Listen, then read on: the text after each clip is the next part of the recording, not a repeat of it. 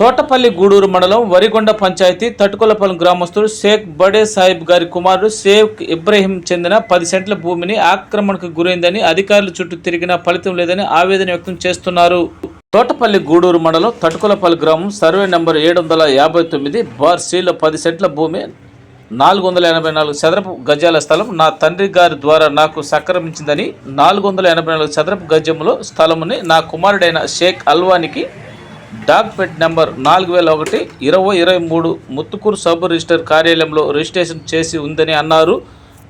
కొంతమంది రాజకీయ నాయకులు అండదండలతో షేక్ సుబాన్, షేక్ జాఫర్ షా వడ్డిపాలెం చెందిన వారు ఆక్రమించారని అధికారులు చుట్టూ తిరిగిన ఫలితం లేదని అంటున్నారు. ఎన్నికల కోడ్ వచ్చిన సందర్భంగా అధికారులు తక్షణమే రాజకీయ నాయకుల మాటలు వినకుండా మాకు న్యాయం చేయాలని, లేని పక్షంలో ఏ అధికారి అయితే మాకు న్యాయం చేయలేదో ఆ అధికారిపై కోర్టుకు వెళ్లేందుకు కూడా సిద్ధంగా ఉన్నామని అన్నారు. బాధితుడు షేక్ ఇబ్రహీం. నా పేరు షేక్ ఇబ్రాహీము. మా పెద్దోళ్ళ ఆస్తి అది. ఆ పెద్దోళ్ళ ఆస్తి 2 ఎకరాల 6 సెంట్లు ఉండింది. దాని మీద నేను అగ్రిమెంట్ మీద ఎకరా 96 సెంట్లు అమ్మేశాను. తర్వాత మిగిలింది 10 సెంట్లు ఉండింది. 10 సెంట్లు ఉంటే వాళ్ళు అడ్గించి వాళ్ళు రౌడీజం చేసి కట్టుకున్నారు. ఈ జాఫర్ షా సుబాని ఏమన్నా అంటే నువ్వేం చేసుకుంటావు చేసుకోబో, కొన్ని రోజులు పోరంబక్ష ఒకటి అన్నారు, కొన్ని రోజులు శివయ్య అన్నారు, కొన్ని రోజులు నువ్వు పేపర్ దాపో లేచిపోతావు అన్నారు. నేను ఎట్లా చేసా, మండల్ సర్వే శ్రీనివాస్కి పిలిపించా. ఇక్కడే కూర్చొని ఆయన ఏమన్నాడంటే, భాయ్ నీది 10 సెంట్లు పక్కా ఉంది, 3 రోజుల తర్వాత రా నేను పేపర్ ఇస్తానన్నాడు. 3 రోజుల తర్వాత పోతే నీ పేరే లేదు, అసలు నీది లేదు అన్నాడు. అతను కూడా లంచం తినేశాడు. మండల్ సర్వే కూడా అస్సలు ముంచేసింది ఎవరంటే అఖిల అమ్మాయి అనేది ఏం చేసిందంటే, నెల తిప్పింది నాకు. నెల తిప్పి అదిగో వస్తాను, రేపు వస్తా, ఎల్లుండి వస్తా, రేపు వస్తాను. నేను లాస్ట్లో ఏమనిందంటే, నీ పేరే రావటం లేదు, అసలు నీది లేనే లేదు భూమి అనింది. ఎవడు అఖిల. మున్నరాజు కూడా అట్నే చేశాడు. మొన్న కొత్త ఎంఆర్ఓ వచ్చినా కూడా 6 సెంట్లు అన్న కాపాడుకో, అది కూడా పోతుంది అని అతను చెప్పాడు. ఎంఆర్ఓ అది కూడా పోతుందంట.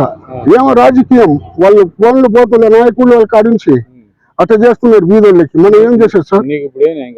నాకు ఏం కావాలంటే న్యాయం కావాలనే, నా 10 సెంట్లు నాకు కావాలని. వీళ్ళు రౌడీజం చేస్తాం. ఏమైనా బండలు నాటి పోయేటప్పుడు పోలీసు వాళ్ళకి వీళ్ళు పెట్టాం, వాళ్ళు రావటం, తెగుడు రావటం, అది చేస్తున్నారు. స్టేషన్ కి కంప్లైంట్ ఇచ్చాం, వాళ్ళు ఏమనలే, సమాధానం లేదు, ఏం పట్టించుకోలే. ఎంఆర్ఓకి ఇచ్చాం, కలెక్టర్ కాడికి పోయి ఇచ్చాం, ఏం పట్టించుకోవటం లే. ఏమో పెద్దోళ్ళ కాడ నుంచి ఫోన్లు పోతుండే. ఫోన్లో పోతే ఇప్పుడు వాళ్ళదే కాదు, వైఎస్ కాంగ్రెస్ కాదు, పెద్దగా ఉండేది ఇప్పుడు. అందుకోసం వాళ్ళు ఏం పట్టుకోవటం లే. ఏమైనా వాళ్ళు అనుకుంటే వాళ్ళు ఏమంటున్నారంటే, గవర్నమెంట్ తరఫున ఒక పేపర్ దాండి మనం లేచిపోతాం అంటున్నారు. ఏంటి అరంగల్ నంబరు 1/. ఉంటే బాబు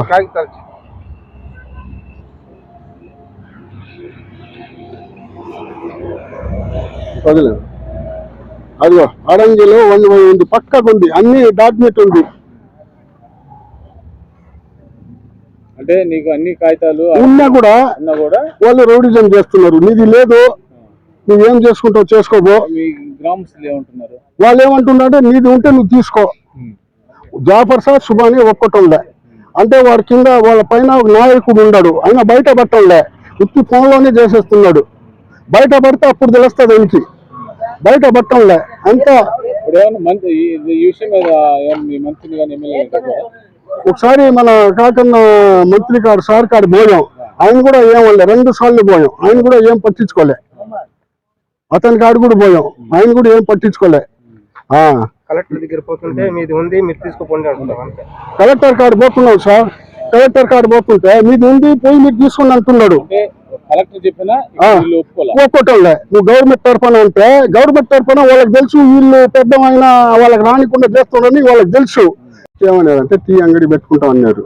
నేనుండి వద్దు అన్నా. 4 రోజులు పెట్టుకుని తర్వాత తీస్తామన్నారు. తర్వాత వద్దు, గొడవ అవుతుంది అన్నా. ఆ తర్వాత మళ్ళీ ఊరు పెద్దోళ్ళు శుక్రవారం రోజు 100 మంది వచ్చారు మా ఇంటికి.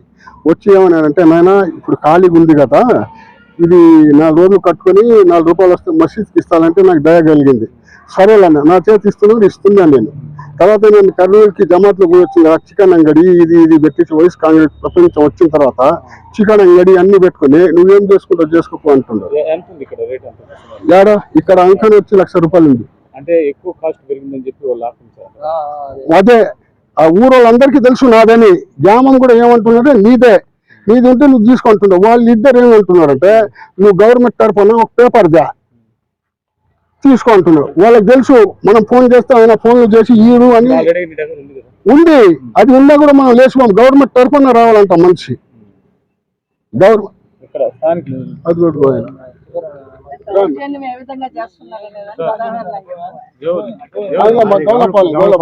తెలుసు. అది గమనపాలెం. నాకు 40 సంవత్సరాలు తెలుసు పొలం వెళ్ళింది. అంతకుముందు చెప్తాను ఉందో 40 సంవత్సరాల నుంచి నేను నాయన కొనింది. అప్పుడు సాహిబు తర్వాత కొడుకు వచ్చింది. ఆయన చనిపోయినాక నేను 40 సంవత్సరానికి ఉన్నా ఇక్కడ పొలం పెట్టుకుని. అంతకుముందు ఎప్పుడు ఉందో మనకు తెలియదు. నాకు తెలిసి 40 సంవత్సరాలు అయింది.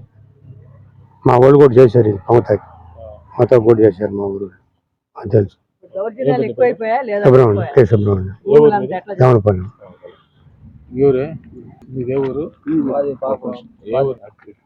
మాది పాలెం. ఈ మా భూమి కూడా ఉండింది ఇక్కడ. దీనికి దారి పెట్టుకోండేమో. ఈ భూమి ఆక్రమిస్తున్నారు. ఆక్రమించిన వాళ్ళు దయచేసి జగన్ ప్రభుత్వం ఈ లాస్ట్ మూమెంట్ వచ్చింది కాబట్టి ఈ జగన్ ప్రభుత్వం అన్న మంచి తరగా చేసుకోవటం కోరుకున్నాము. అదే విషయం. అన్సర్ భాష ఈ ఖాదర్ సాహిబ్ అయితే ఆయన ఇబ్రాహీంది స్థలం. ఇప్పుడు వీళ్ళు మా ఊళ్ళో శుభాని వీళ్ళు ఆక్రమించి వీళ్ళు దాదాగిరి చేసినట్టు కనపడుతుంది. అది